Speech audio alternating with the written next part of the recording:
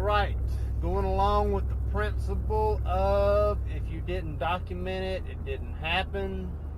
We're gonna go with if you didn't pour it, don't give it. It don't really rhyme or sound as good as if you didn't document it, didn't happen. But what I mean is, if there's a medication that is drawn up, pulled out, popped out, poured into, whatever the case may be, don't give it unless you poured it, popped it, whatever you want to call it, got it out, whatever. Now, verifying something, that's a little bit different. You can verify something, like I could watch you draw up 100 units of insulin. I could sign off on saying, yeah, I saw you draw that 100 units of insulin. However, if you draw up that 100 units of insulin and then hand it to me, but I didn't watch you draw it up, and then you say, here, give this to patient XYZ, I said, no. Is this Lantus? Is this Levemir? Is this Novolog? Is this 7030? Is this even what's ordered?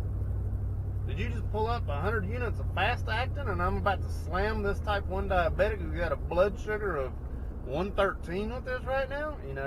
There's too much you don't know about. If you didn't pour it, don't give it. It's pretty easy, pretty simple. I will go ahead and admit that I have not given any medicine that I've never seen poured.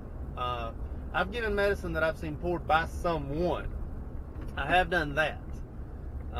If I'm standing, where I am to the camera right now, and I see you actually draw up that 100 units of insulin, and then, I read the order and it says 100 units of this type of insulin, we'll say Levemir at,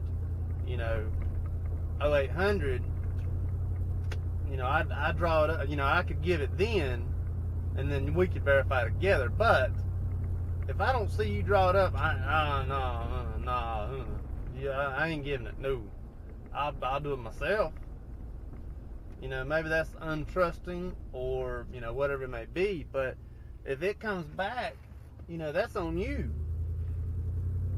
Let's say that you give that 100 units of insulin. However, it ends up being, I don't know, let's just say 5,000 units of heparin. Something completely different. You just gave that. That's now on you, the nurse that gave the medication. Not the nurse that pulled the medication, but the one that gave it. That's on you. Also, while we're kind of on the same subject, don't verify something. Don't sign off on something unless you saw it kind of get drawn up or whatever the case may be. One of my instructors in nursing school told a horror story about when she was younger, that one of her good friends was verifying this other nurse's medications, but they were doing it kind of sight unseen. They both did it for each other. They didn't really think anything of it. They would verify each other's medications and say, oh, well, it looks like you gave this or that or, whatever the case may be. And then the girl actually, I don't know if it was a girl or boy, but the nurse that was friends with my instructor caught the person that she was verifying the medications for shooting up a little bit of leftover morphine. What they were doing is they were signing off on wasting medication. They weren't wasting the medication in front of each other, and they were probably good friends, and they thought that this was standard practice. Well, let's say that there's 2 milligram vial syringes, but only 1 milligram needs to be given, and the girl would take the other milligram and shoot up in another patient's room or an empty room or wherever it may be. And she caught her doing it, and she had to report her to the board of nursing.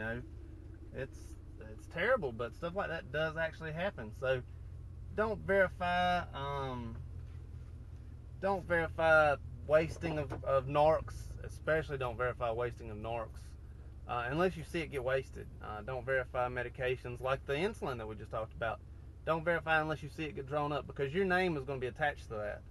and that's your license. So I don't know. I hope it helps. I don't know. We'll see. Thank you much.